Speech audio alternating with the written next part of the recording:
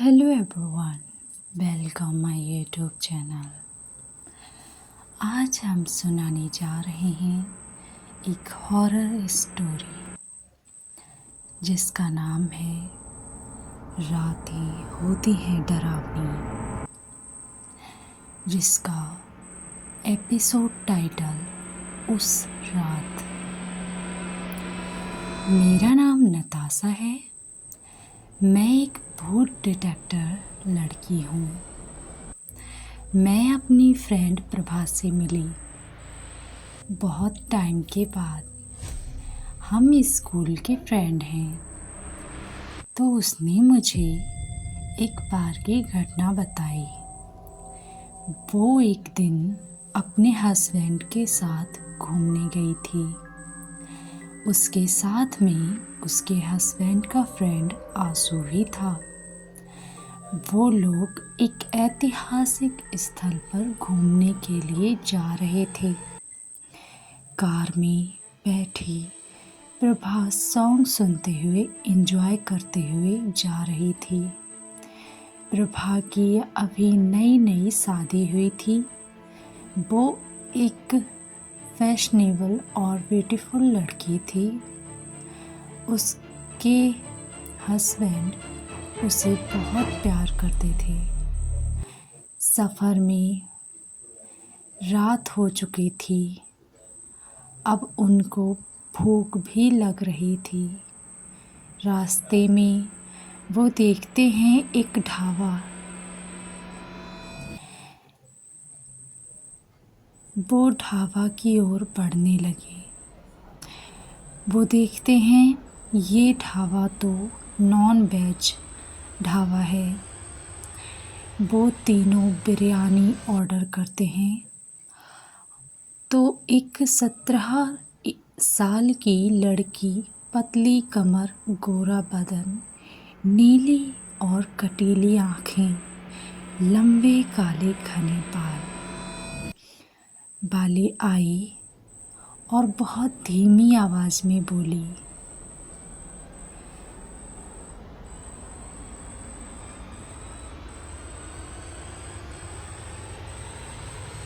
Sir क्या लाऊं? आशु बोला, 3 प्लेट बिरयानी और पानी। लड़की बोली, ओके सर, अभी लाई। और वो जाती है, 3 प्लेट बिरयानी लाती है जिसमें बहुत खुशबू आ रही थी। हम तीनों को बहुत भूख लगी तो तीनों ने जल्दी जल्दी खाने लगे। इसके बाद आशु को बाथरूम जाना था। वो बाथरूम होकर आया और वो तीनों खाना खाकर मस्त कार में बैठकर निकल पड़े। प्रभा बोली, ए जी, अभी कितनी दूरी है? हस्बैंड बोले, बस इस रात तक का सफ़र है। प्रभा बोली, ओके। रास्ते में बहुत तेज से हवा चलने लगी और अचानक प्रभा ने देखा कि जो लड़की अभी ढाबा पर थी वो लड़की लिफ्ट मांग रही है। प्रभा ने सोचा, ये इतनी जल्दी यहाँ कैसे? इतने में उसके हस्बैंड ने कार रोकी और उस लड़की को बिना सोचे समझे ही लिफ्ट दे दी। प्रभा ने भी अब और कुछ न सोचा, उधर कार में बैठी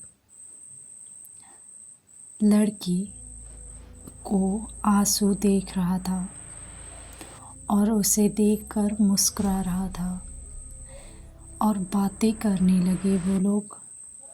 अब प्रभा की कार एक खंडहर से गुजरने वाली थी। रास्ते में उसने देखा उसकी दादी माँ खड़ी हैं। उसने सोचा, इतनी गहरी रात में दादी यहाँ कैसी? उसकी दादी छोटे से गांव में प्रभा के चाचा के पास रहती थी। उसने कार को रुकवाया और दादी को कार में बिठाया और दादी से बातें करने लगी कि कैसे ये सब हुआ, इतनी रात में यहाँ कैसे। दादी बताती हैं कि उसे प्रभा के चाचा ने घर से निकाल दिया। उस रात उस कार में 5 लोग हो गए थे। अब सुबह हो गई थी। वो लोग बहुत थक गए थे और एक होटल में रुक गए। अब वो ऐतिहासिक स्थल कुछ ही दूरी पर था। अब वो 5 कार में बैठे और उस स्थान पर पहुंच गए। प्रभा ने और उसके साथ वालों ने सबने बहुत मस्ती की। दादी बहुत खुश थीं। उस स्थान पर प्रभा को पूरा दिन हो गया। अब रात होने को आई। वो लोग घर के लिए निकल पड़े। प्रभा कार में बैठी थी। हस्बैंड से वो पूरे दिन की बातें करने लगी। अब रात के 12 बजने वाले थे। काली अंधेरी रात। अचानक उसकी कार रुक गई और वो सब कार से निकली। उसके हस्बैंड ने कार ठीक चेक की तो देखा इंजन बहुत गर्म था। तो उसे कुछ ही दूरी पर तालाब दिखा। उसके हस्बैंड वहाँ से पानी लेने गए और लौट कर आए, कार स्टार्ट की और अब वो फिर से सफ़र में आगे बढ़ने लगे। रास्ते में उनको वापस पुरानी हवेली दिखाई दी जो उन्होंने आते टाइम देखी थी, जो खंडहर में बदल चुकी थी। अचानक से उसके हस्बैंड ने कार रोकी और बोले, प्रभा, इस हवेली में जाने का मेरा बहुत मन हो रहा है। प्रभा को ये हवेली देखकर ही डर लग रहा था। आंसू बोला, हाँ भाभी, चलो ना। वो लड़की बोली, हाँ दीदी, देखते हैं पुरानी राजाओं की हवेली कैसी होती हैं। प्रभा की दादी बोली, नहीं, मैंने सुना है इसमें भूत रहते हैं। प्रभा बहुत डर चुकी थी ये बात सुनकर। ऊपर से काला अंधेरा पर चमगादड़ की आवाज़। उस सुनसान हवेली में प्रभा अपने हस्बैंड से बहुत प्यार करती थी, जिसके कारण उसने डरते हुए भी हामी भर दी। और अब वो 5 अंदर गए और एकदम काला अंधेरा छा गया। प्रभा अपनी फ़ोन की लाइट जलाती अपने चारों तरफ देखती है। उसके हस्बैंड उसके साथ नहीं है, ना ही वो लड़की आंसू और दादी। अब वो बहुत डर चुकी थी। अंधेरे में किसी ने उसके कंधे पर हाथ रखा। वो अचानक से देखती है, मुड़कर उसके हस्बैंड थे। वो अब थोड़ा निडर हुई। वो पूछती है, कहाँ गए थे आप और ये तीनों कहाँ गए? हस्बैंड बोला, मैं गाड़ी से अपना फ़ोन लेने गया था, वहीं भूल गया था। और ये तीनों कहाँ गए हैं मुझे इनका नहीं पता। प्रभा आगे अचानक देखा 4 लोग सीढ़ी पर खड़े हैं। 2 जवान आदमी, एक लड़की जो कि बिल्कुल खून से लथपथ है और उसके नाखून बड़े हैं, उल्टे पैर हैं और भयानक जला चेहरा। और वो देखती है उसकी दादी सामने से आ रही हैं, जो कुछ अजीब से चल रही थीं। प्रभा पसीने से लथपथ हो गई। वो अपने हस्बैंड के सीने चिपक गई। उसने देखा उसके हस्बैंड का सीना भीगा है और वो सर उठाकर देखती है तो वो देखकर शॉक हो जाती है। उसके हस्बैंड के सर से खून निकल रहा है और उसकी आवाज़ भारी है। प्रभा अचानक वहाँ से दौड़ी और कार में बैठी, कार स्टार्ट की और वो अब समझ चुकी थी वो चारों मर चुके हैं।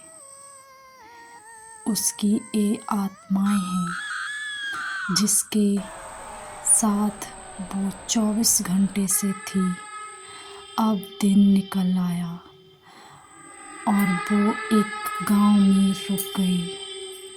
प्रभा वहाँ से पंडित को ये सब बताती है तो उस ज्ञानी पंडित ने उसे बताया कि तुम्हारे साथ तुम्हारे हस्बैंड से शादी होने से पहले तुम्हारी दादी बहुत बीमार थी। उसकी सेवा तुम्हारी चचेरी बहन ने की, लेकिन वो नहीं बची और वो दादी से बहुत प्यार करती थी। उस लड़की का वियोग और कोई नहीं, तुम्हारा पति था। ये सब बातें सुनकर प्रभा बिल्कुल शॉक हो जाती है। तुम्हारे पति ने तुमसे शादी की तुम्हारे रुपए के लालच में, और वो लड़की यही तुम्हारी चाचा की बेटी थी जो ढाबा में काम कर रही थी, अपना पेट पालती थी। उसने जब ये सुना तो उसका वीएफ किसी और से शादी कर रहा है, उसने फांसी लगा ली।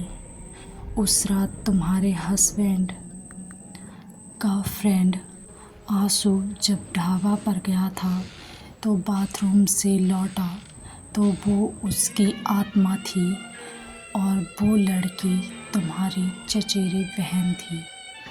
उस रात तालाब से पानी जब लेने तुम्हारे हस्बैंड गए थे, उसके साथ वो लड़की भी गई थी। उसने तुम्हारे हस्बैंड को वहीं पर मार दिया था। वापस आत्मा आई थी। अब तुम अकेली बची हो। अब प्रभा बहुत रोती हुई कार में बैठी। अचानक उसकी कार का एक्सीडेंट हो गया। वो खून से लथपथ उठी और एक पेड़ के नीचे बैठी थी। इतने में मैं उसे मिली। प्रभा को मुझे बताते बताते घटना रात हो चुकी थी। मैंने बोला चलो कोई ना, अब तुम मेरे साथ चलो। इतने में मेरे पापा आ गए और बोले नताशा अब चलो घर, कब से यहाँ अकेले बैठी हो और अकेले ही बड़बड़ा रही हो। मैंने बोला पापा ये मेरी फ्रेंड प्रभा है, मिलिए इससे। पापा बोले नताशा तो भूत डिटेक्टर का काम करते करते पगला गई है। चल, अब यहाँ कोई नहीं है, कोई लड़की नहीं है। मैंने पापा को समझाया, पापा ये रही प्रभा, आपको कैसे नहीं दिख रही। तब मुझे अचानक याद आया प्रभा का कार एक्सीडेंट हुआ था, तो कहीं ये घटना आत्मा ने बताई। मैंने देखा दूर खड़ी प्रभा मुस्कुरा रही थी और बोल रही थी, उस एक्सीडेंट में ये तुम्हारे पापा की भी डेथ हो चुकी है। मैं ये सुनकर बेहोश हो गई। बस इतनी सी थी ये कहानी। कैसी लगी वीडियो हमारी फर्स्ट स्टोरी? आप सेकंड पार्ट इसका मैं बनाऊं, इसके लिए आप कमेंट कीजिए। Thank you watching my video.